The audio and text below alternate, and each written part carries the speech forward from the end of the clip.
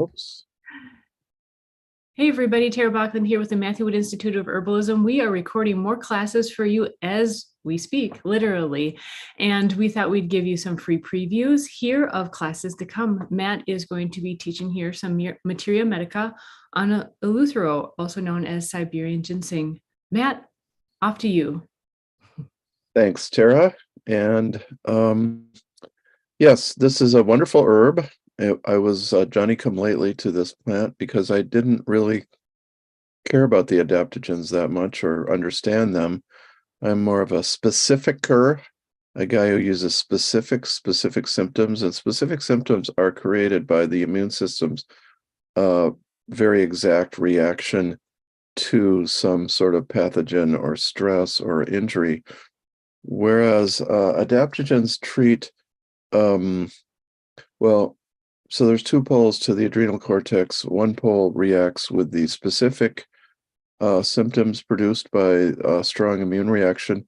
The other pole, which is dominated by cortisol, reacts by suppressing those symptoms. So it's like people with autoimmune disease are too hot. They're too overstimulated with this immune system that reacts to everything, or allergies, for instance. Whereas another set of people have a stronger cortisol, and that suppresses the reactions. And however, cortisol makes your blood sugar, your insulin levels and blood sugar go up, and you tend to gain weight over a long time. So you get kind of a more docile, thicker, constitutional type, more of the kapha, I would say, whereas with the other side, with the direct immune reaction strong, you get more of a pitta. And then with the adrenal medulla, with the adrenaline, you get the nervous reaction. So those are kind of the three reactions you get from the adrenals, which are the organ for reacting to stress, just as the stomach is the organ for digestion. The adrenals are the organ for reacting to and taking care of stress. Okay, and in fact, Hans Selye, who taught us, who learned about what the adrenals did in the 30s, 40s, 50s, up to 70s, he coined the word stress, or he kind of stole it from Walter Cannon and really publicized it, though he made it what it was. And then he also used the word adaptation,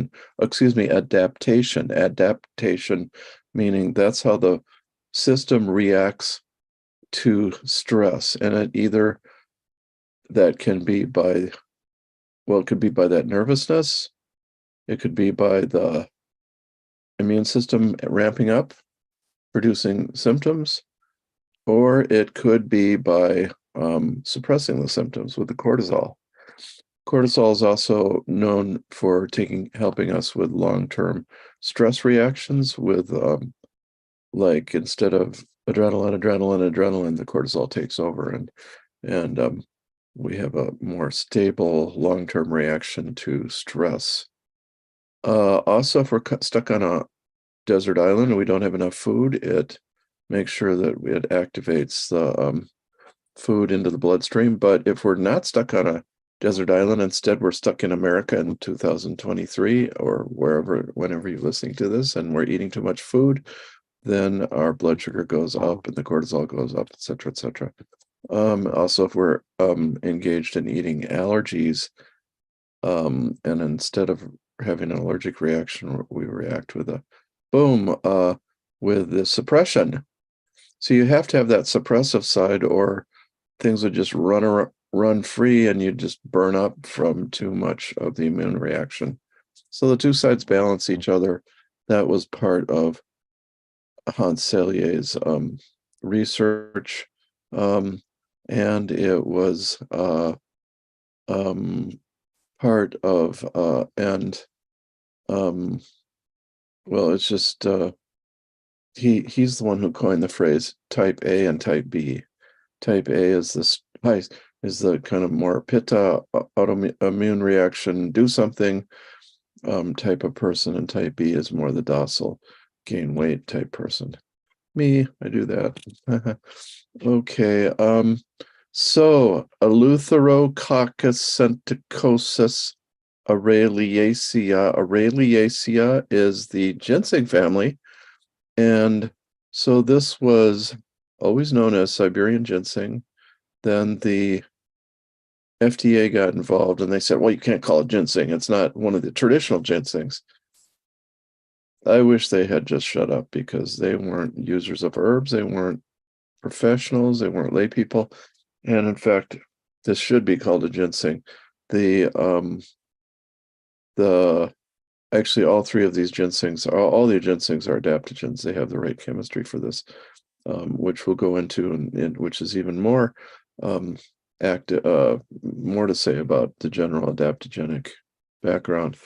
But Chinese ginseng, red ginseng, warms you up, heats you, stimulates you. Therefore, it's the aphrodisiac. The American ginseng, which is a white ginseng, that is more giving yin or fluids, tonifying. It's good for old age, good for drying out. It's good for vaginal dryness and dryness after and during menopause. So it too is a bit of a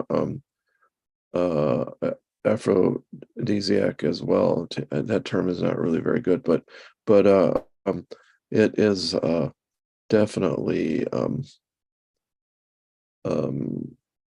going to pep people up some too, as well as having the moistening effect throughout the body instead of the fiery effect of the red ginseng of China. Okay, so Siberian ginseng right in the middle, it actually pacifies, it sort of balances, normalizes between the two extremes, between the heat and the moisturizing or the relaxing. And so it really is a perfect third ginseng, and it's well beloved by people who use the ginsengs. Okay, how does it modulate like that? Yeah, it does so by acting on the HPA cascade. So there's a endocrine cascade, which is from the hypothalamus pituitary, bing, right here. And the hypothalamus reads the blood. What's going on? And then it creates chemical messengers that go to the pituitary, which is right next door to it. Boom, right next to it. And then the pituitary secretes a new set of hormones, which controls the endocrine cascade and does other stuff to it. Like there's a diuretic from the back of the pituitary, and there's a prolactin from that produces milk, and so on. So, but the famous hormones released by the pituitary would include the gonadotropins that go to the gonads that control, like luteinizing hormone versus the follicle stimulating hormone to control the female cycle. And then there's ones that go to adrenal cortical stimulating hormone, ACSH, which stimulates cortisol. It doesn't stimulate both sides of the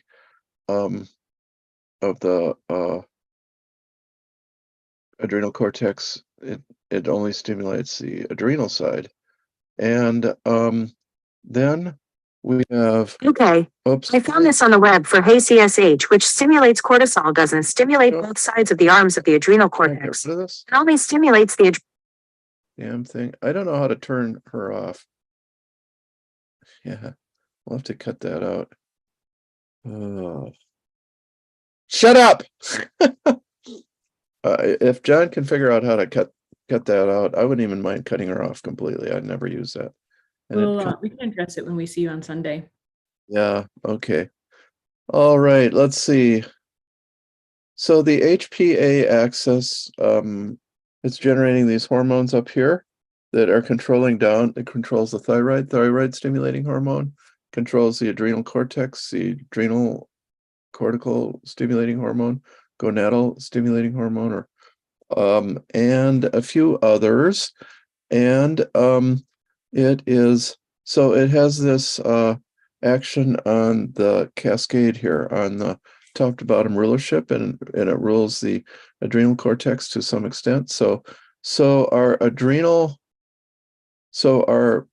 adaptogens are remedies that act on the HPA axis, and they tend to increase the cortisol reaction, which suppresses the immune response. So basically, down through history, all of us herbalists and doctors and everybody has been treating the symptoms produced by the mineralocorticoid side, by the oppositional side that fights against, it stimulates the immune system. And we didn't know about this other side that suppressed it, and that modulates and that normalizes and that tries to cut down on the heat and the reaction and deal with long-term stress, and that is through cortisol. And you maybe know about how prednisone causes a diminishment of the immune system. It's really a kind of deadly. I mean, it's a terrible drug in some ways because you're suppressing your own immune system, but you have to if it's really way out of control. Well, okay, so that's the background. And the adaptogens, that's the background to the adaptogens, which were named after adaptation, Selye's word, how to respond to stress. And it was a Russian doctor in the height of the Cold War, actually, in the 50s, 40s, Israel Breckman, who came up with the idea of an adaptogen. And it was partly to figure out how to explain what Siberian ginseng did. This was the first of all the adaptogens, and it was used by Siberian hunter-gatherers. And he wanted to, in order to figure out what it did, he had to kind of figure out new terminology, and it became the first of the adaptogens, and it became kind of how a remedy that reduces the autoimmune excess and the overreaction and helps us deal with long-term stress problems. And so this was actually utilized in the Cold War period. The Russian athletes were given Siberian ginseng to help with the stress of, so you line up on the entry line, and boom, the shot goes off and you start running. And they had better resistance to stress. They weren't sitting there worrying about what would happen, and so they did better in their races and their and so this was the Cold War. Our younger students will not remember this, but it was Russia versus the US and the West in the Olympics. It was really quite ridiculous. Okay, so that's how it started to be used, and eventually it became a product. It went out into the whole world, and it is still grown in Siberia, and the roots are the standard part. I have a paper here that says the leaf can be used too. I would have to guess the stalk can be used, the branches as well, because I've tasted them. They are a little hotter though. So the roots are dug in Siberia and powdered, and that comes to market in the United States as a Eleuthero or Siberian ginseng product. And I always wondered, well, is this really reliable? Is this being adulterated? How do I know if this is a good remedy? So Rico Czech, who runs a herbal, what is that called? I can't remember. This company down in Southern Oregon, Williams, Oregon, that provides plants for planting. He gave me one way back when, and so I'm advertising him right now. And I transplanted that when I took it out of the big pot and put it in the ground. I cut some roots off and I tasted them, and they tasted exactly like the powder. So I consider the powder to be quite reliable. I once did run across a package, I won't mention the company. It was called slippery elm bark, and it was Eleuthero, Siberian ginseng. So it could be adulterating other products because it's really cheap compared to, well, Slipperium or any of the other ginsengs. Okay, so that's a general background there. So how I came to learn this remedy was from my friend Ellen Hopman in Belchertown, Massachusetts, who has from time to time taught herb classes, and she is a practicing herbalist. She's actually like a pagan high priestess, and that's more where she's active. She's written many books. Okay, and she was a student of William Lasassier, who used this plant. And I remember her saying, yeah, well, if they just stressed out, I just give them some Eleuthero and go and tell them to go sit under a tree and go hug a tree, go sit under a tree. So back to nature, and kind of chill out and normalize yourself. Okay, that's neat. But from William, both of us learned to use it when there's dark circles under the eyes. This is a specific indication for Eleuthero or its cousin Aurelia racemosa or its cousin Aurelia californica, that is American spikenard or California spikenard, all of which have that dark under the eyes. It's not a sharp line there, it's a darkness in that whole area, and that's the adrenal area there. So if it's shining, there's like a different kind of adrenal stress, and if it's sunken, if it sinks in, then that's adrenal exhaustion. That's you're actually eating up the fat of the kidneys. And I have found sunflower seed, you don't need to believe me, and we can talk about remission rather than cure, but sunflower seed will actually puff out that area again. Sunflower seed is a good adrenal strengthener. And so this is used for that exhaustion showing up with the dark circles under the eyes. Oh, been through so much. Oh, and Aurelia has the same. The spikenard has the exact same. This is not the spikenard of the Himalayas, which is quite a totally different plant, not an adaptogen either. That's Jatamansi or different. That's true spikenard of the Bible. This was named after it. This is American spikenard, which is a much more common available plant. Okay, so stress reduction, that's how this is used. Sounds pretty general, but once you know about that darkness under the eyes, oh, that really helps one understand when to use one or the other of these plants. And I found generally, I would say that men do better with the Siberian ginseng, about 3 out of 5 cases, and women better with the Aurelia racemosa, about 3 out of 5 cases. So yeah, there's a preference for the sexes there again, which we so often see with ginseng, with the ginsengs, but it's a little bit less. If you're not sure, you could give both of them. Spikenard is not really used that much in Eastern herbalism, that is the United States Eastern. It is used more in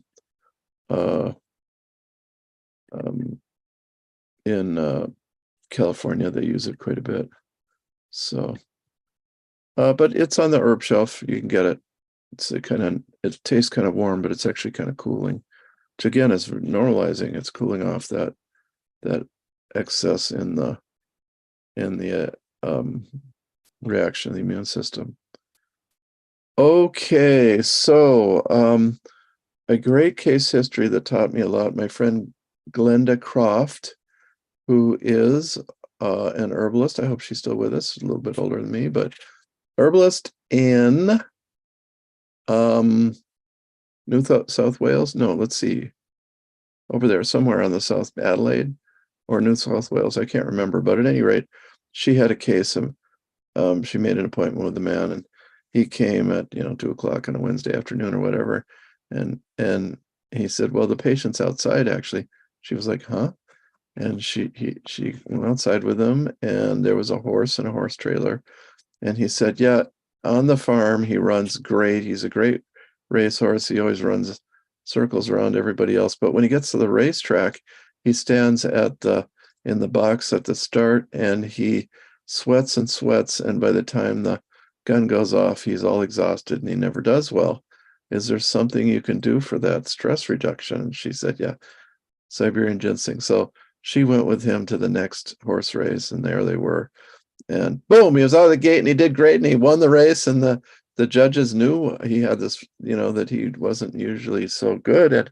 So they wanted to measure his blood, see if there was anything in it. And the guy was anxious. That's not gonna get us in trouble, is it? No, don't worry. It's it doesn't show up on the test. It's not something they test for. They shouldn't. It's just a natural horse feed. So there's a good example there.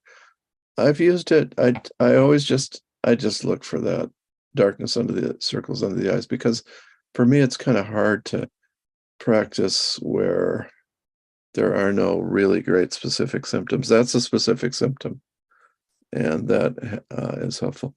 It contains saponins and triterpenoids. Triterpenoids probably give it the warming characteristic it has, and the saponins would contain the hormone precursors.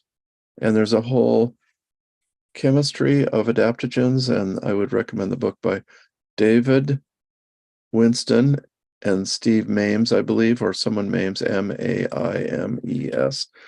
And that defines what an adaptogen is. It's a very specific pharmacology. And then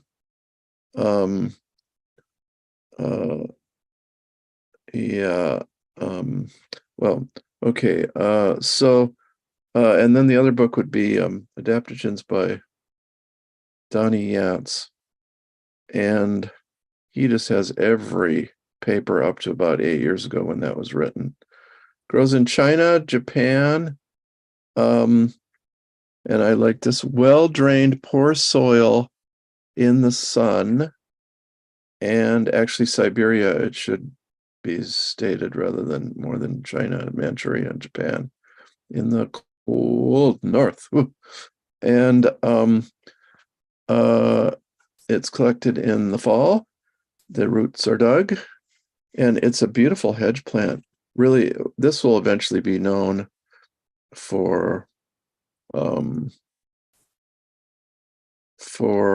by nurseries and used to make hedges. It's really remarkably beautiful plant. Has that spray like seed head of the ginsengs. So okay, it does need to be a big dosage. I don't use a big dosage, but you don't need to keep to a small dose either, because it's just fairly because it's there has been one case of an overdose. It was an extremely high dose. There's an article about that by Paul Bergner. I don't know if that's online. It was in his Medical Herbalism, volume 11. I'm sure it's 20 years old or so. And a guy took a huge amount, and he kind of became manic, and he was riding around on his bicycle, laughing and crying and screaming and yelling and giggling uncontrollably just because it felt good, and screaming because it felt good. And by evening, he was embarrassed to see anybody who knew him that he knew. So it wasn't deadly, but that's interesting. Let's see. I'm just going to see. Promotes mental alertness, strengthens adrenals, yes. Debility, exhaustion, and depression, yes. Sense of well-being, yes. Yeah, aphrodisiac, that's very mild though. Longevity tonic, combats aging. Well, really, when you're under stress. Insomnia, yes. Well, it's used for bronchitis. I didn't know that. Controls metabolism, appetite, and digestion. I wouldn't say controls it, normalizes. It makes it more average, normalizes blood pressure, reduces cholesterol, and supports liver metabolism. Okay, yeah, that doesn't mean it does that for everyone. It does it for the people who need Siberian ginseng, and they may have those dark circles under the eyes. And I don't know that any other adaptogen has that except for spikenard. which we'll do a rundown on spikenard sometime. Okay, so get your Siberian hunter-gatherer stress remedy. I think it's pretty cool. It's from Siberian hunters. So why would a hunter need this? Well, it's interesting. So spikenard is used by Native Americans when they go vision questing or fasting to take the tea ahead of time, because it brings the food out of storage in the cells into the bloodstream to be eaten, to be used up, nourished the body. Because remember, that's what cortisol does. And so one can see why this would be used for going out hunting. You're packing light, you might not have enough food, you're living off the land until you get that deer meat, you might be a little bit short. And so that was the idea. So this is very much like pemmican used by the Native Americans for the hunters. They would put some meat with berries in it, and berries provides immediate energy and meat long term. And so this is a pretty interesting type of medicine. Really, really interesting. Okie doke. We'll meet again. All right. Like and subscribe. Stay tuned for more. Turn on the notifications.